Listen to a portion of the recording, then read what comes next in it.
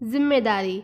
मौज मस्ती करने का बहाना चाहिए बहू को। सुबह निकल जाती है तैयार होकर, देर रात को वापस आएगी। कोई मदद तो भूल ही जाओ। उसके लिए जितना कर सकते हो कर दो।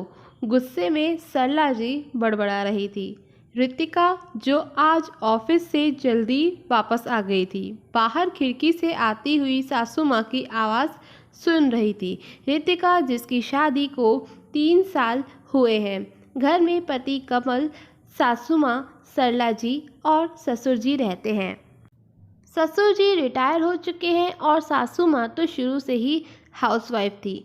जब रितिका का रिश्ता कमल के लिए आया था तब सरला जी बड़ी खुश थी, क्योंकि रितिका एक बहुत अच्छी नौकरी करती थी। रितिका की सैलरी कमल से ज़्यादा थी, इसीलिए उसने अपने ऊपर काफ़ी सारी आर्थिक जिम्मेदारियां उठा ली थी। अब ज़्यादा कमाने वाले इंसान के काम करने के घंटे भी ज़्यादा ही होते हैं। रितिका का ऑफिस घर से दूर था, तो वो सुबह जल्दी निकल जाती थी और वापस आते हुए उसको रात ही हो जाती थी। ऐसी स्थिति में रितिका के लिए नौकरी के साथ घर के भी काम करने संभव नहीं थे। रितिका ने अपनी सासू माँ की मदद के लिए एक काम वाली भी लगवा दी थी, जो कि घर की साफ सफाई करती और बर्तन धोकर जाती थी। रितिका तो खाना बनाने वाली भी लगवाना चाहती थी, पर सासू माँ जिद पर अड़ी थी। हम किसी अनजान औरत के हाथों का बना खाना नहीं खाते हैं। सरला जी के चेहरे पर उनका गुस्सा साफ बयान करता था। कभी वो अपनी सहेलियों से कहती, बहू की नौकरी से हमें क्या फ़ायदा हुआ। कभी कोई पड़ोसन पूछ लेती, सरला कब बना रही है दादी तुम्हें तुम्हारी बहू। तब वो झल्लाकर कहती, नौकरी करने वाली बहुएं कहाँ सुनती हैं अपने से बड़ों की बातें, जो मन में आता है वही करती हैं। क्योंकि रितिका ने अपनी सासू माँ से बातों ही बातों में कह दिया था कि वो शादी के 3 साल बाद ही बच्चे के बारे में सोच सकती है, क्योंकि वो चाहती है बड़ी पोस्ट पर आने के बाद ही वो बच्चा करे।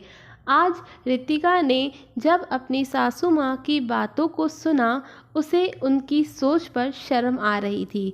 उसने तय किया कि आज वो सासू माँ से बात करके ही रहेगी। रात को खाने के बाद टेबल पर रितिका ने कहा, मम्मी जी आपको ऐसा लगता होगा कि मेरे नौकरी करने की वजह से आपको घर के काम करने पड़ते हैं। आप बुढ़ापे में भी मेहनत कर रही हो तो मैं ये नौकरी छोड़ देती हूँ। वैसे भी मैंने आपको काफ़ी बार कहते हुए सुना है कि बहू की नौकरी से आपको कोई फ़ायदा नहीं है। सरला जी चुप थी। उन्हें समझ आया शायद आज रितिका ने उनकी बातें सुन ली हैं। रितिका कुछ और कहती इससे पहले कमल ने कहा, नहीं रितिका, तुम नौकरी नहीं छोड़ सकती। हमारे नए घर की लोन की किश्त तो तुम्हारी सैलरी से ही जाती है। किसने कह दिया कि तुम्हारी नौकरी का फ़ायदा हमें नहीं है। रितिका चुप थी। तभी उसके ससुर जी बोले, बहू आज के ज़माने में पैसा कमाना बहुत कठिन है। घर का काम तो नौकर भी कर देंगे, तुम नौकरी मत छोड़ना कभी ऐसे किसी के कहने में आकर। मुझे तो तुम पर बहुत फक्र है। सरला जी चुप थी। आज शायद उन्हें समझ आ गया था कि रितिका की नौकरी से उन्हें क्या फ़ायदा था। रितिका के लिए ये समय गर्व का था। कम से कम उसके परिवार वालों को तो उस पर फक्र है। दोस्तों, आगे ऐसी ही कहानियों के लिए मेरे चैनल को सब्सक्राइब ज़रूर कीजिएगा। Thank you for watching.